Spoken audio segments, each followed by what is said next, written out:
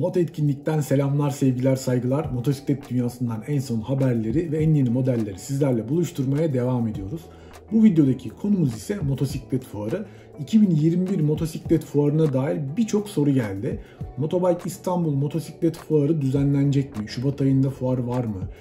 İlerleyen tarihlerde bir fuar oluşacak mı? Uluslararası motosiklet fuarlarının tarihleri belli oldu mu? Ve bu fuarlar gerçekleştirilecek mi? Alternatif fuarlar olacak mı? İşte bütün bu soruların cevaplarını 6 başlıkta sizler için derlemeye başladık. Bunlardan birincisi devlet izni. Devlet izni. Pandemi şartları nedeniyle şu anda toplulukların bir araya geldiği organizasyonların düzenlenmesi yasak. Yani koronavirüs nedeniyle büyük organizasyonların yapılması yasak. 2. Motobike İstanbul Motosiklet Fuarı. Messe Frankfurt tarafından düzenlenen Motobike İstanbul Motosiklet Fuarı normalde Şubat ayının sonlarına doğru yapılırdı. Şu anda biz bu videoyu 7 Şubat 2021 tarihinde çekiyoruz. Yani Şubat ayındaki Motobike İstanbul için geri sayımın bugünlerde başlamış olması gerekiyordu. Fakat hem pandemi şartları, koronavirüs önlemleri hem de devlet izni olmayışı nedeniyle Şubat ayında kesinlikle Motobike İstanbul Motosiklet Fuarı düzenlenemeyecek. 3. Firma kararları. Türkiye'de en büyük motosiklet firmalarının bir araya gelerek oluşturduğu yapı Motet. Motet çatısı altında bir araya gelen bu firmalar globalde de en büyük motosiklet üreticileri konumunda ve globalde de bu firmaların aldığı karar şu: sağlık şartları nedeniyle motosiklet fuarlarına katılmama kararı almış durumdalar. Yani sadece Türkiye'de değil, bütün dünyada motosiklet fuarı düzenlenecek olsa dahi bu firmalar bu fuarlara sağlık koşulları, sağlık riski nedeniyle katılmama kararı almış durumdalar. Şu anki şartlar için geçerli bir karar bu.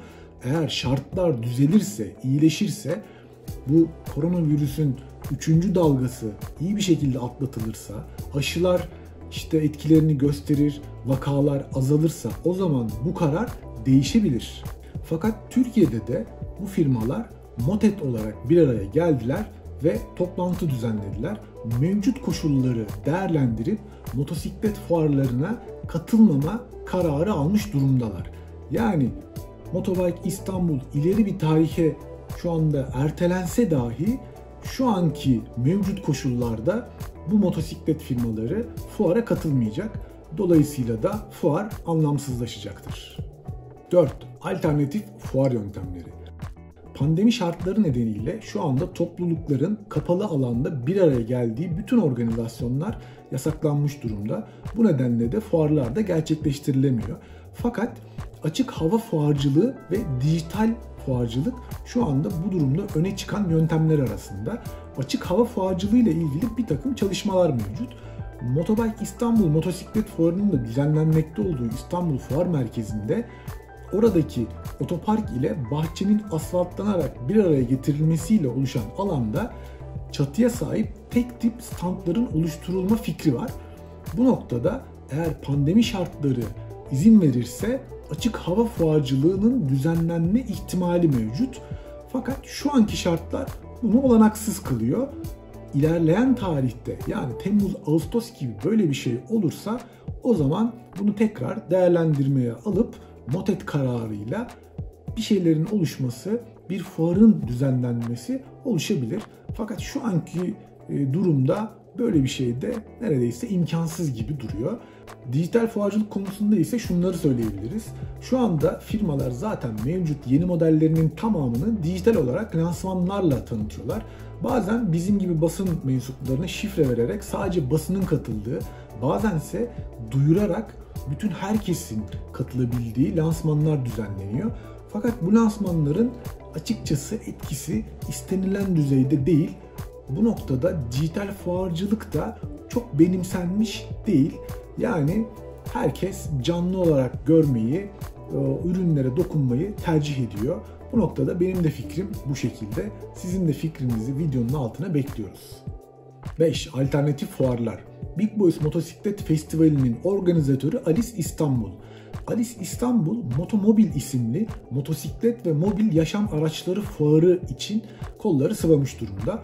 3-11 Nisan tarihlerinde Tuzla Boat Show ile birlikte açık havada Tuzla Viaport Marina'da bu Motomobil isimli fuarın gerçekleştirilmesi için şu anda çalışmalar devam ediyor.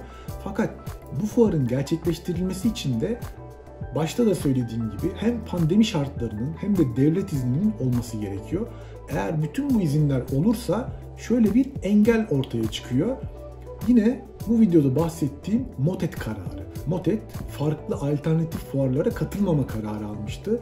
Genel müdürlük olarak katılmasa bile firmalar Motomobil'e belki de bayi nezdinde katılarak orada motosikletlerini sergileyebilirler. Büyük ihtimalle de eğer pandemi izin verirse bu şekilde bir fuar görmüş olacağız. 6. Uluslararası motosiklet fuarları. Uluslararası motosiklet fuarı denince iki tane fuar aklı geliyor. Bunlardan bir tanesi Almanya'daki Intermot, diğeri ise İtalya'daki EICMA. Almanya, Köln'de düzenlenen Intermot şimdiden kapısına kilitleri vurdu ve 2022 yılında görüşmek üzere dedi. İtalya'da Milano'da düzenlenen EICMA ise 25. EICMA Motosiklet Fuarı'nın tarihini 23-28 Kasım 2021 olarak şimdiden ilan etti. Fakat EICMA 2020 yılında düzenlenememişti. Pandemi şartlarına göre eğer şartlar izin verirse, aşılar etkili olursa 2021 EICMA Motosiklet Fuarı Kasım ayında düzenlenecek. Şu anda belki düzenlenebilir diyebileceğimiz tek fuar açıkçası EICMA. Fakat başta da söylediğim gibi eğer bütün her şey iyi giderse, iyi gitmezse şu anda uluslararası camiada sektörün aldığı zaten karar hiçbir fuara katılmama yönünde. Bu videomuzda motosiklet fuarları ile ilgili sorulara cevap vermeye çalıştık. Eğer aklınızda yeni sorular varsa videonun altında bize iletmeyi unutmayın. Mutlaka bütün sorulara bakıp cevap vermeye çalışacağız. Videomuzu beğenmeyi, kanalımıza abone olmayı ve gönderi bildirimlerini açmayı unutmayın. Tekrar görüşünceye dek motosikletle kalın, sevgiyle kalın.